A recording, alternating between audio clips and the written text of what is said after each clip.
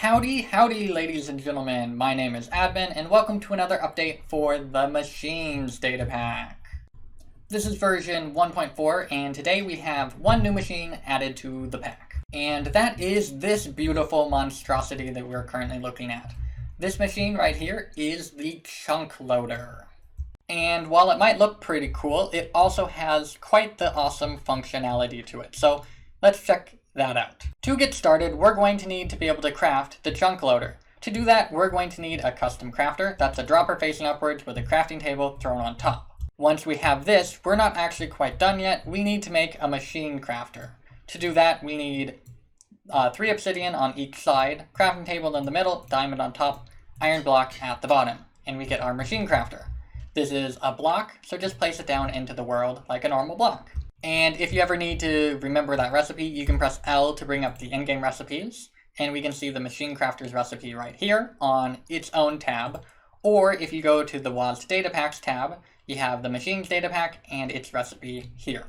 So all of the machines in the Datapack need to be made in this machine crafter here. And that includes the Chunk Loader. So let's check out its recipe. Because of how useful and powerful a Chunk Loader can be, the recipe is relatively expensive.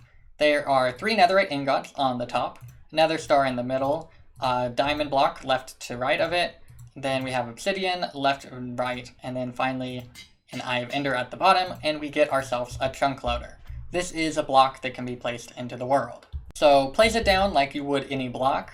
Though if you press F3 and G, that will bring up the chunk grid, and this is important for knowing which chunk you placed it in to know which ones are being loaded.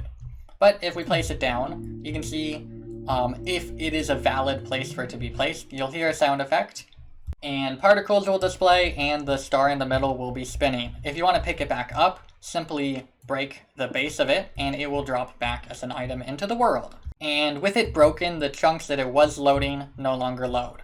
So let's check out the settings behind the pack so that we can actually know what exactly the Chunk Loader is doing. Oh, and if you're curious what it means for a chunk to be loaded, that means that this part of the world will always be running in the game. It will never deload. So here we have a little circuit that's just activating this command block that says loaded when it is loaded. And suppose we were to just fly off in this direction and fly as far as we want, you'll see no matter how far away I go, or even if I were to go to the nether or go to the end or whatever, this message will always appear in chat because the chunk that is way over there at this point is still loaded by the server or your client or whatever. And because it's always loaded, there is an insane amount of potential for things you could do in this chunk when the player's not around. And a good example of this is actually with my wireless redstone transmitters and receivers. They will work in any loaded chunk, so if we were to use a chunk loader on them, we could send a signal as far as we wanted in the world, just so long as both places are loaded. Okay, so let's check out some of the settings behind the pack so that you know how you can use it. To open the settings, type /reload and wait a little bit. You'll see that the pack installed shows up right here. If we click the settings button, it will bring up this menu right here, and we can enable or disable the recipe by clicking this button. But you can also bring up each individual machine's settings by clicking the settings button here. You could also go back to the settings page if this is not where you wanted to be, but click this button right here, and now we have the Chunk Loader settings. And again, click the back button if that is not the tab you wanted to go to. So we have 2 settings currently in the pack, but I am absolutely open to more settings for the Chunk Loader, depending on what you guys want. So leave a suggestion for any other settings that I could possibly add. Okay, so the first setting is the max number of chunk loaders per player.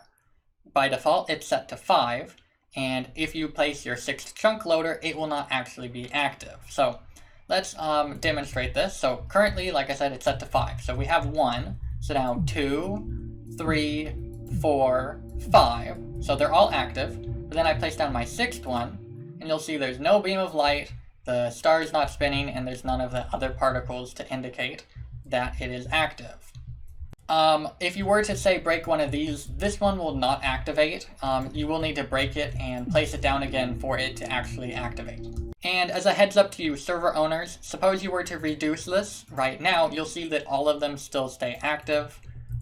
Ones that I place down now will not be active, but ones that were already placed in the world are not going to be checking if they should or should not be active. So make sure to decide on a setting early and then stick to it. Changing it midway is probably not smart.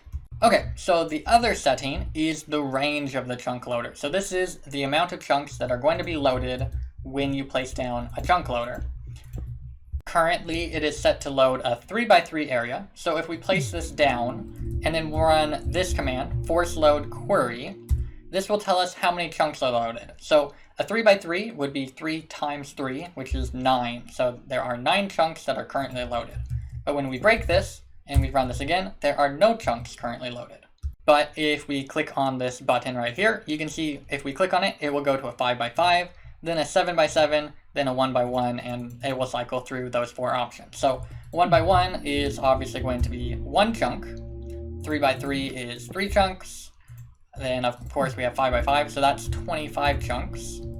And then finally 7x7, which I do not recommend using, would be 49 chunks loaded. If you're playing by yourself in like a single player world or something, having 49 chunks loaded would not be too bad. But if you're a server owner that's allowing multiple of these chunk loaders to be used, having multiple would definitely not be good for your server performance. Especially say that you have like 4 or 5 players that place down a chunk loader or 2, that could cause some massive lag. So I would suggest keeping the range either 1x1 or 3x3 if you are running a server that has more than a couple players. But if you're by yourself or maybe with a couple of friends, you could set it to the higher values, but just be careful that you could cause lag doing this. With all of that said, that is pretty much all the time I have for this video. But if you do have any questions related to the chunk loader or other machines in the pack, make sure to join our Discord. There is a link to it in the description of the video. But anyway, that is going to do it for me. So if you enjoyed the video, make sure to leave a like on it. And if you want to make sure not to miss out on future updates to this pack or other packs, make sure to hit that subscribe button. And I'll see you guys all in the very next Datapack video. Thanks for watching.